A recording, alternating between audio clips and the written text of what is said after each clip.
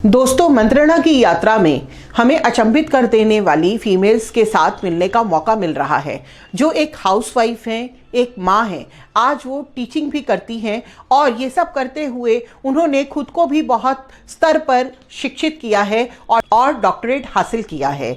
दोस्तों, हम जानते हैं कि एस्ट्रोलॉजी में हर ग्रह का एक मायने होता है, हर ग्रह कुछ बोलता है और विशेषकर हम कुछ एक नेगेटिव ग्रहों के बारे में भी जानते हैं जो हमारे जीवन को अस्त व्यस्त कर देते हैं।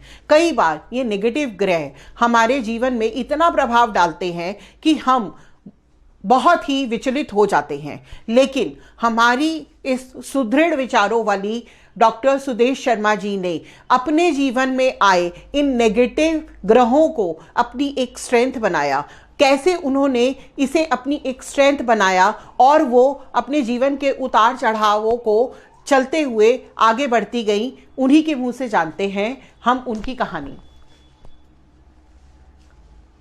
एस्ट्रोलॉजी की फील्ड को अगर देखा जाए तो बहुत गहराई है। जितना आप जाते हैं इसमें, उतना ही आपकी जिज्ञासाएं बढ़ती जाती हैं। और सबसे अच्छी बात यह है कि आपकी जिज्ञासाएं स्वयं आप उत्पन्न करते हैं। आप कोई भी सवाल ऐसा देखते हैं और उसमें कोई और सवाल में भी सवाल आपके निकल आते हैं जो आप निकालना चाहते हैं और जिनका हल आप ही को ढूंढना है और आप ढूंढने का प्रयास करते हैं तो आपको मिलते भी हैं। तो इसमें अगर हम देखें तो एस्ट्रोलॉजी की सबसे बड़ी बात मैं यहाँ कहना चाहूंगी कि ज्योतिष जो है एक मार्गदर्शन की विद्या है। मार्गदर्शन जब आप किसी को देते हैं तो आप यकीन मानिए, और वो अगर सही रास्ते में जाता है, सही राह पर वो जाता है व्यक्ति, तो आपको जीवन भर उससे कितने उससे धन्यवाद मिलते हैं मैं आपको बता नहीं, दुआएं मिलती हैं, इतनी दुआएं आपको मिलती है, इतने आशीष आपको मिलते हैं कि जिसकी कोई गणना भी नहीं कर सकता है। और ऐसे ही जब इसी फील्ड में हम लोग बढ़ते गए तो एक ना एक के बाद कुछ ना कुछ परत चलती चली गई।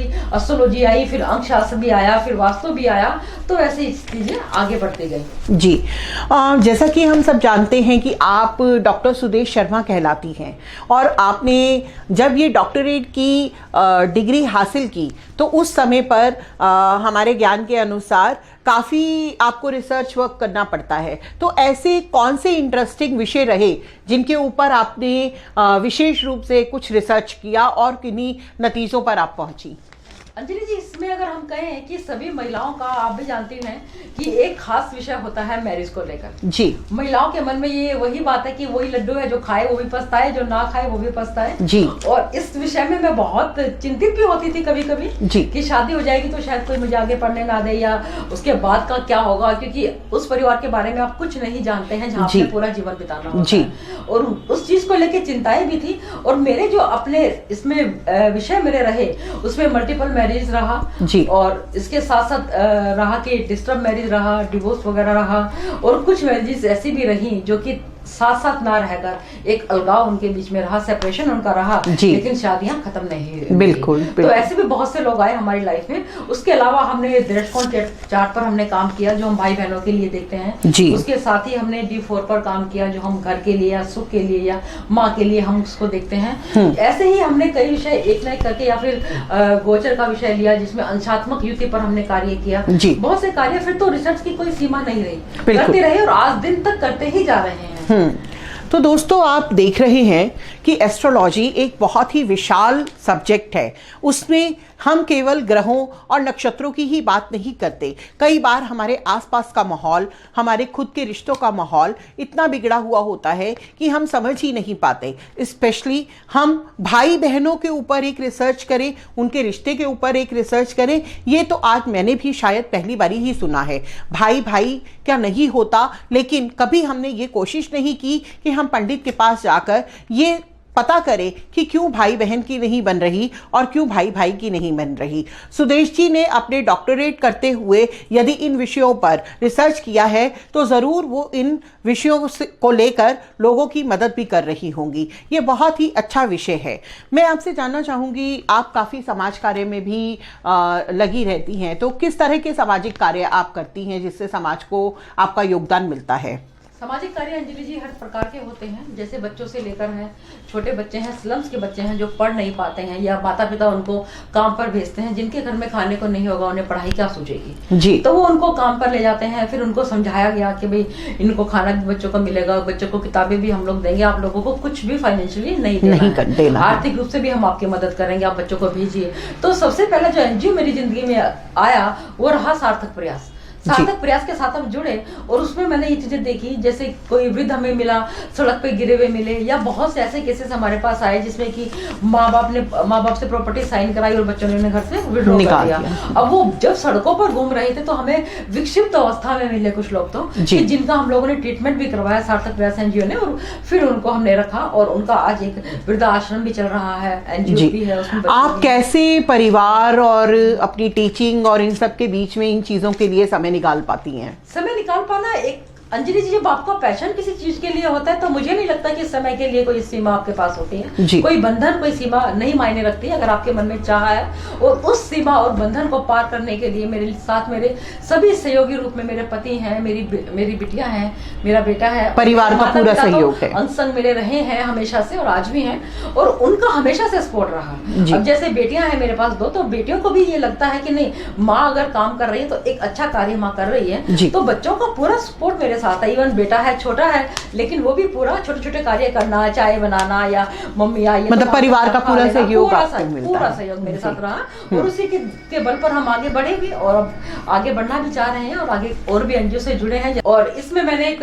एनजीओ और मैं जिनसे जुड़ी उसमें शिव साधिका जी हैं, माँ शिव साधिका विश्वरूपा जी, उनको मैंने अपने गुरु के रूप में स्वीकार किया है और आगे उनके काफी एनजीओ के काम मैं उनके साथ हूँ मैं और चल भी रहा है। उनका ज्योतिष विभाग की मैं अध्यक्षा भी हूँ और उन्हीं के थ्रू हमारी क्लासेस चल रही हैं ज्योतिष की, जो हम क्लासेस भी करते हैं। और उसमें अभी हम जैसे बच्चों के लिए है अन्नदान है, जो स्लम्स के एरियाज हैं वहाँ पे हम अन्न डोनेट करना और आपकी ये जो पाठ्य सामग्री जो होती है वो देना, और महिलाओं के लिए भी कोई महिला यदि पीड़ित है तो उसकी सहायता करना किसी भी रूप में, मतलब आप समाज के लिए कार्य करते हैं, समाज के लिए, तो वहाँ भी वृद्धा के लिए भी ये सब कार्य उनके साथ हम कर रहे हैं।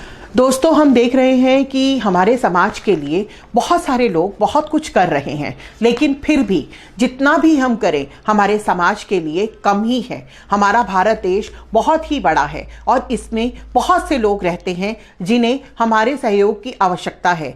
तो इन लोगों से आप प्रेरणा लीजिए और सुदेश जी से यदि आप डायरेक्ट जुड़ना चाहते हैं तो उनके नंबर हमारी स्क्रीन पर चल रहे हैं। आप उनके कार्यों में उनके साथ सहयोग भी कर सकते हैं और उनके ज्ञान का लाभ भी उठा सकते हैं।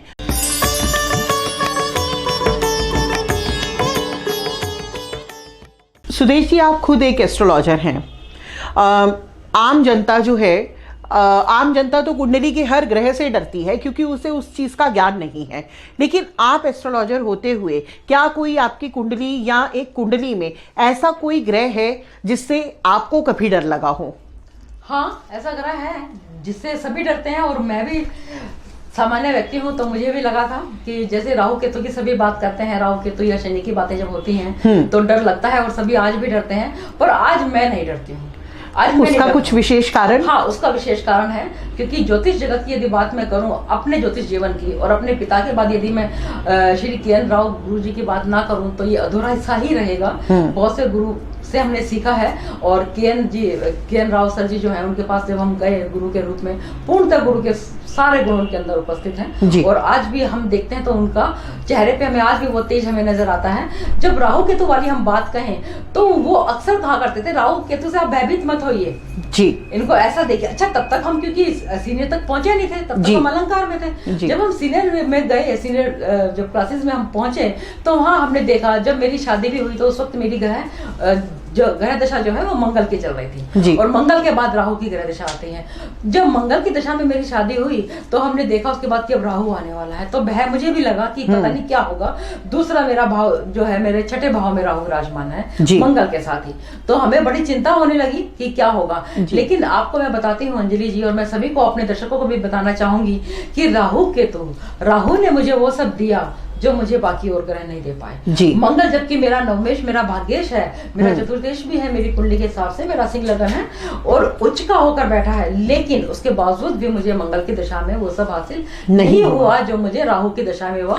मतलब हमें हमेशा राहु से डरने की जरूरत नहीं है, पर राहु के साथ एक नाम और हम सुनते हैं, केतु। राहु केतु जो होते हैं ये अगर केंद्र त्रिकोण के स्वामी के साथ बैठे हैं तो अंजलि जी आप यकीन मानिए निसंदेह आपको ये बहुत अच्छे परिणाम देते हैं जी। एक तरह से राजयोग कारक होते हैं जी। और वही राजयोग मुझे भी राहु की दशा में ही मिला। लेकिन अक्सर हमने देखा है कि एस्ट्रोलॉजर्स जो होते हैं वो इन्हीं ग्रहों का नाम ले लेकर लोगों को डराते भी हैं और उनसे अच्छे पैसे भी कमाते हैं। बिल्कुल, ये बात आप सही कह रही हैं कि जब इसी तरह की जब बातें होती थी तो वो कहा करते थे हमें, राव सर हमें बोलते थे कि आपने डराना नहीं है, आपने उनका मार्गदर्शन करना है। ये जो मार्गदर्शन जो शब्द है ये हमें उन्हीं से मिला। बिल्कुल, उन्होंने ही हमें बताया कि आपको बेटा डराना नहीं है किसी को, आपको मार्गदर्शन उनको देना है और पैसे देना तो बात की बात है, आपको सिर्फ उनको बताना है कैसे करना है। और ट्रीटमेंट की बातें भी वहाँ नहीं की जाती हैं, वहाँ यही बताया जाता है। तो राहु केतु में मैं कहूँ तो संपूर्ण चीजें मुझे मिली। जैसे महिलाओं के लिए मेरे पास दो बेटियां थी, तो हमारे समाज में आपको पता है जबकि मैं और मेरे पति तो इस विचारधारा के नहीं है,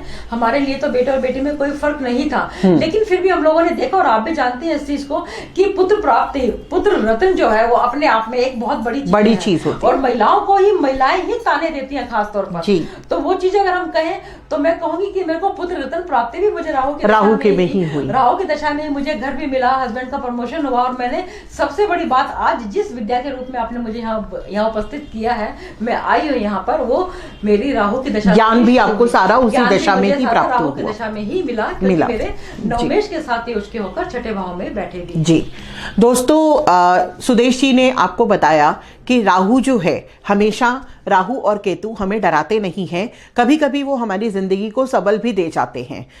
लेकिन उससे भी बड़ी बात उन्होंने क्या कही कि एस्ट्रोलॉजी एक मार्गदर्शन की विद्या है, तो हमें सिर्फ केवल एस्ट्रोलॉजर के पास जाकर अपने लिए एक मार्ग को ढूंढना है, हमें सुपरस्टिशियस नहीं हो जाना है, हमें अंधविश्वासी नहीं हो जाना है। एस्ट्रोलॉजर्स हमें एक मार्ग पर डालने के लिए बैठे हैं, ना कि हमें मंजिल तक पहुंचाने के लिए।